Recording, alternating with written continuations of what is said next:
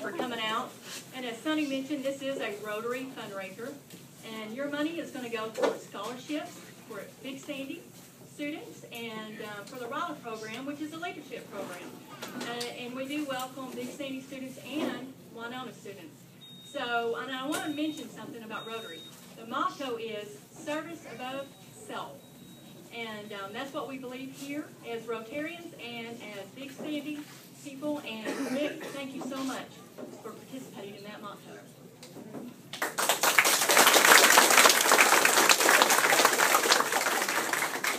Greetings, everyone. I'm really glad that we have a good crowd coming out. Big Sandy is such a good town. I love it, and I'm not surprised that Mr. Perry is coming to visit us. Not surprised at all. It's a beautiful town with beautiful people. I'd like to welcome our mayor to Big Sandy Church. Good morning, everyone. And again, I want to reiterate, thank you very much for coming. This is just awesome. And we sincerely appreciate the fact that Governor Perry has made time in his schedule to be here. We're just overwhelmed. It's great. So, but in order for us to get to know him better, I would like to read a little bit of background about Governor Perry, and it will help you understand the man that stands beside us. He is a fifth-generation Texan. Governor Rick Perry has taken an extraordinary Texan journal from a tenant on the rolling plains of West Texas to the governor's office of our nation's second largest state. As the state's 47th governor, he is the first Texas A&M graduate to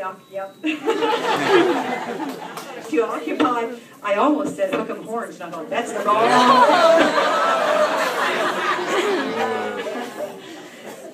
Texas A&M graduate to occupy the governor's mansion.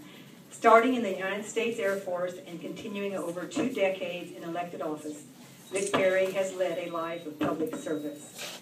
Governor Perry's administration has focused on creating a Texas of unlimited opportunity and prosperity by improving education, securing the border, and increasing economic development. He has led the effort to help Texas students graduate high school career and college ready by increasing standards and accountability, raising pay, and overhauling the state school finance structure. He continues to lead the effort to improve the state's future workforce by increasing the emphasis on high-tech areas of study. Under Governor Perry's leadership, Texas has consistently been ranked as one of America's best places for economic development and expansion due to low taxes, a predictable regulatory structure, and sensible legal system. Thanks to those efforts and the work ethic for which her citizens are known, Texas has been selected the best state for job growth and development for 7 years in a row by CEO magazine and has been the nation's top exporter for 9 consecutive years. Additionally, Governor Perry has worked to make Texans safe by enhancing border security. Working with the legislature, he has directed hundreds of millions of dollars toward enhanced technology and operations integrating local, state, and federal law enforcement. Perry graduated from Texas A&M University in 1972, where he was a member of the Corps of Cadets, a junior and senior Yale leader, and an animal science major. Between 1972 and 1977, he served in the U.S. Air Force flying C-130 tactical aircraft.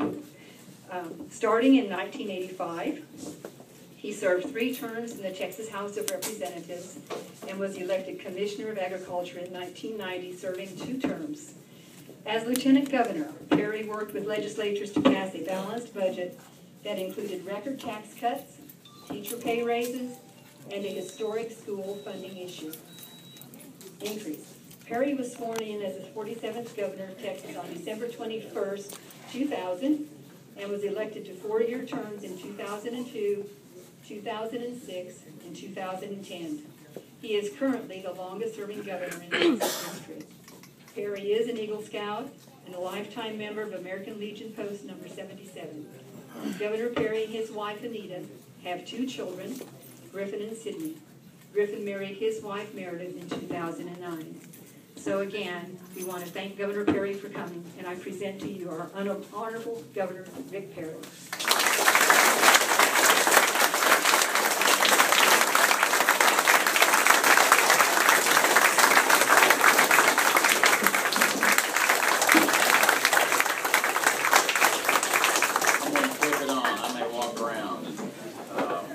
Madam Mayor, it is an honor to be here with you today, and Patty, thank you for hosting this and for your service I asked the mayor, I said, how long have you been mayor?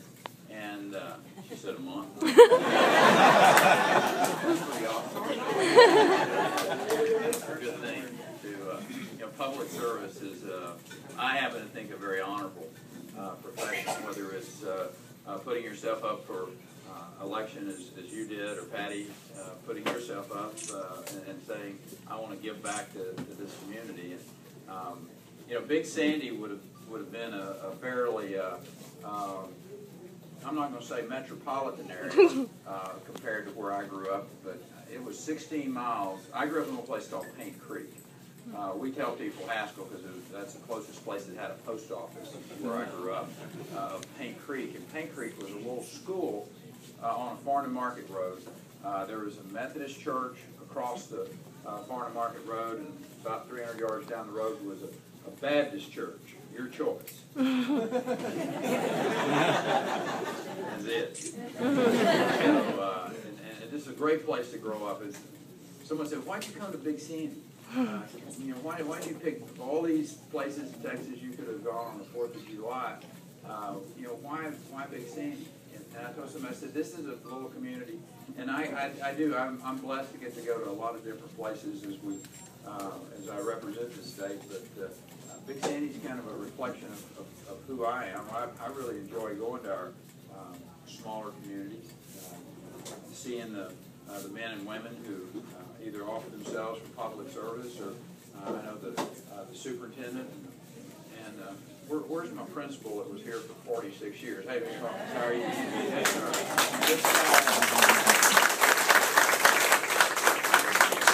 You signed probably lots of diplomas in your day, so you changed lots a lot. So you lived a consequential life. And I think that's, how many of you that went to school? There you go, look around. There's your crop.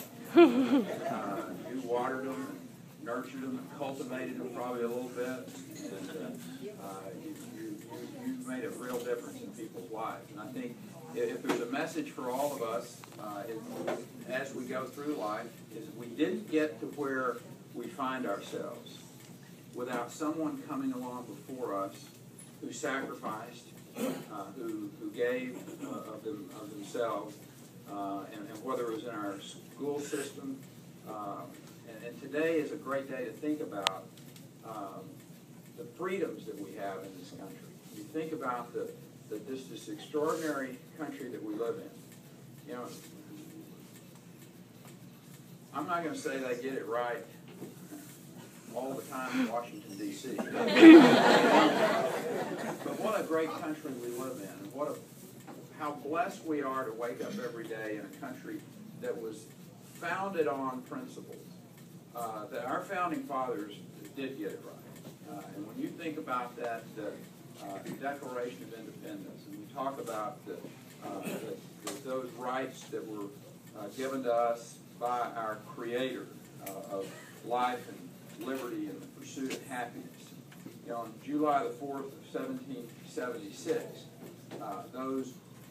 those individuals came together to declare our independence from this faraway king. The King of England, he was the most powerful man in the world. And you think about, it's really hard for us, I think, because we've grown up in freedom, we've grown up where liberty reigns in this country, but they put their lives on the line. Literally, to have stood up and said, we are going to declare our independence from this king, the most powerful man in the world, was an extraordinary moment in the history of mankind. And that experiment of democracy that came out of that, we live in the greatest country in the history of the world. And they were a pretty diverse group of people, Lucy. They were farmers, they were merchants, they were lawyers, there were preachers, lots of preachers. And one of the things I love about Texas is that we have Rotary meetings in churches. Right here.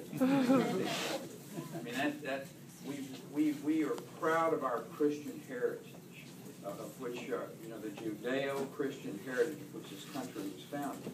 And you had all these different people, from, they gathered in Pennsylvania, and they gathered in Rhode Island, and they gathered in Georgia and Virginia, and these other of the 13 original colonies.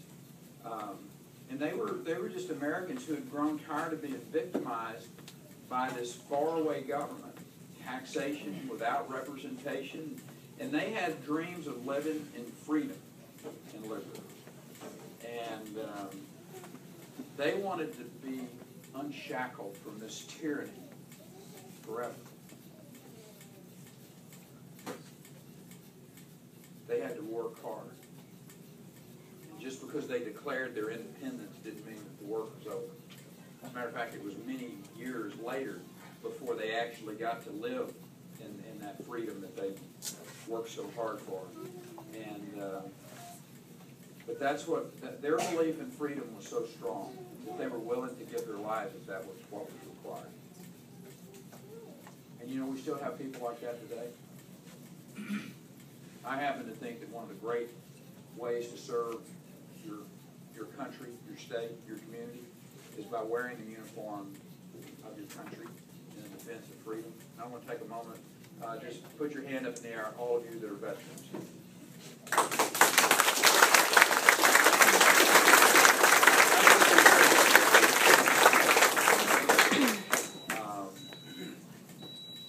Patrick Henry is one of those that were taught in our schools of the history of where we come from, and I think the attitude that the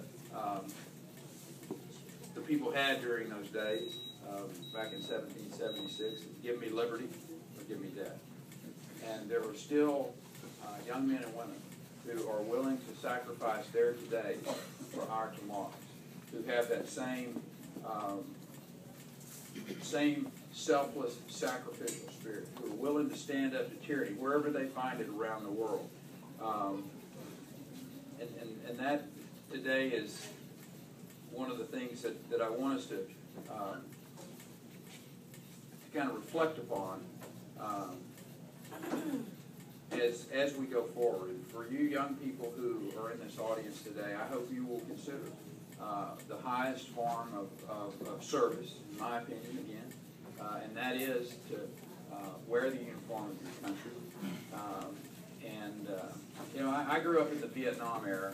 I went into the United States Air Force in 1972 after graduating from the beloved Texas A&M, and served until 1977.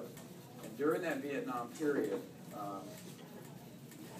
there was a different feeling in this country towards not only that war, but also towards the men and women who wore the uniform, who volunteered to serve or were drafted to serve in many cases. And I'm glad this country has gotten past that. And I'm so proud to see the American citizens. They may not support this war on terror, but they support the young men and women who wear the uniform.